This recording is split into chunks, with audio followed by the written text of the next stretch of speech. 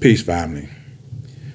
I, like many of the rest of you, have seen this video of Sean Combs, and I was absolutely disgusted by it. I could not believe my eyes.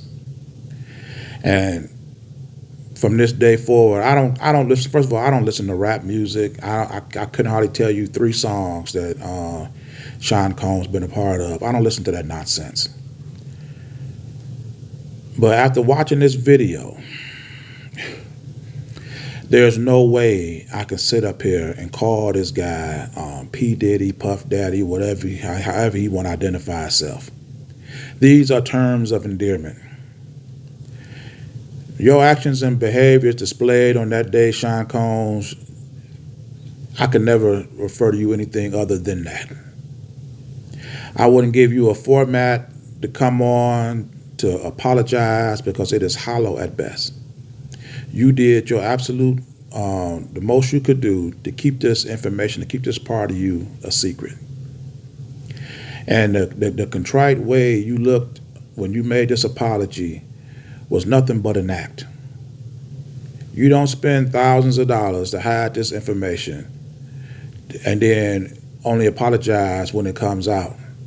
You could have took them resources and got treatment for your actions. At some point in time, you should have sought out personal care to curb or stop this behavior.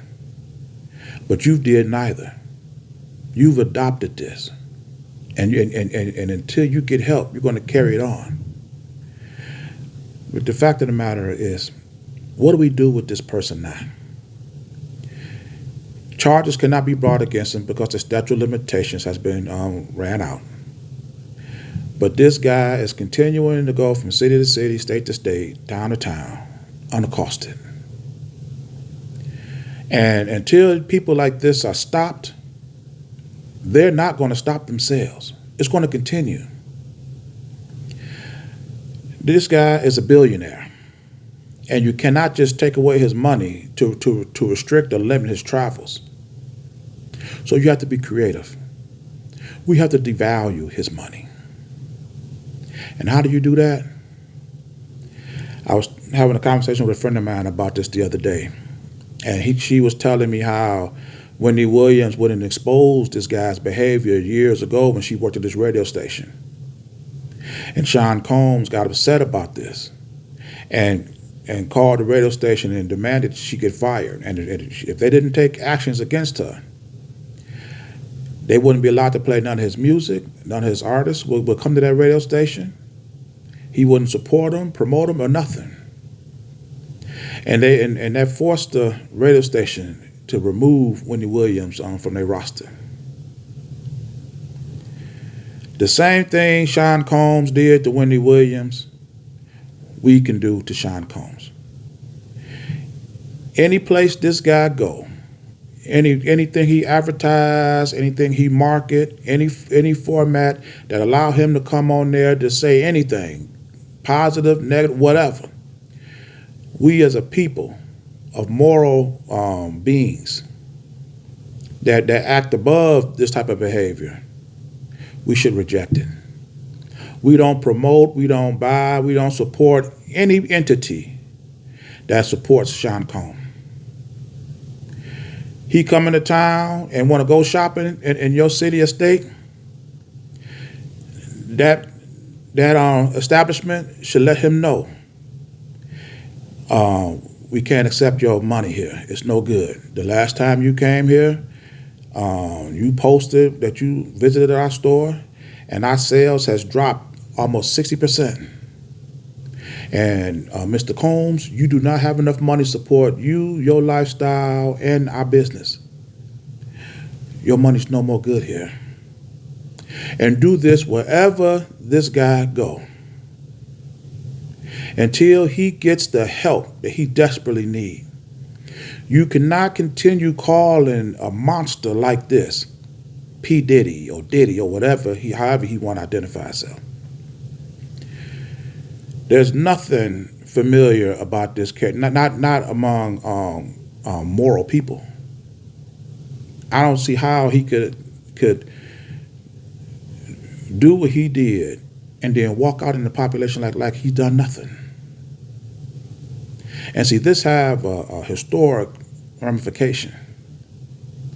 By people not identifying these monsters for who they are and continue to call them terms of endearment, of acceptance, all it does is perpetuate this behavior. And I know people will be like, oh, here he go, he's about to go back to slavery. And that's exactly where I'm about to go. We allowed the most inhumane people on the face of the planet to take our people from our land and bring us over here.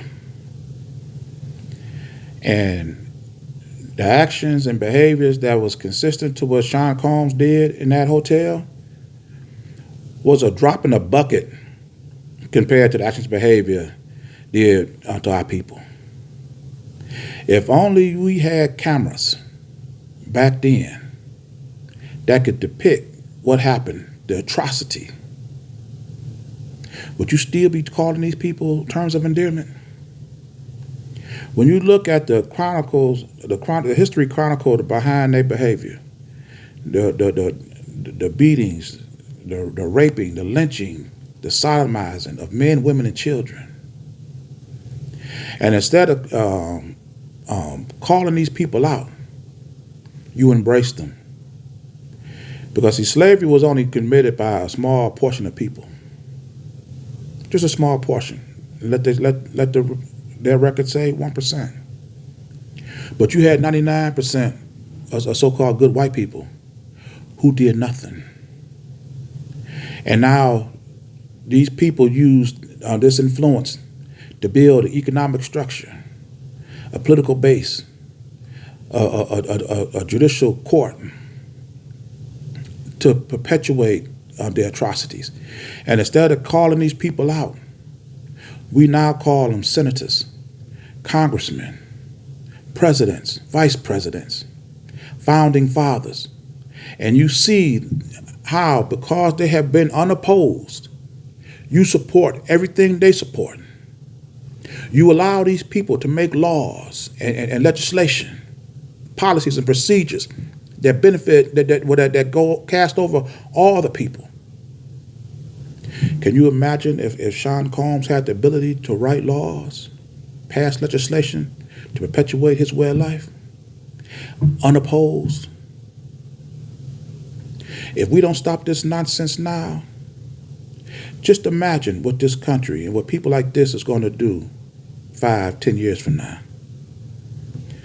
So like I say, if moral people don't start placing our values over money and start rejecting the dollars and influence that these people can bring about to your community, this type of stuff is never going to end. So, because like I said, they're not going to stop themselves. And if they're not going to stop, then we as moral people, we must stop them.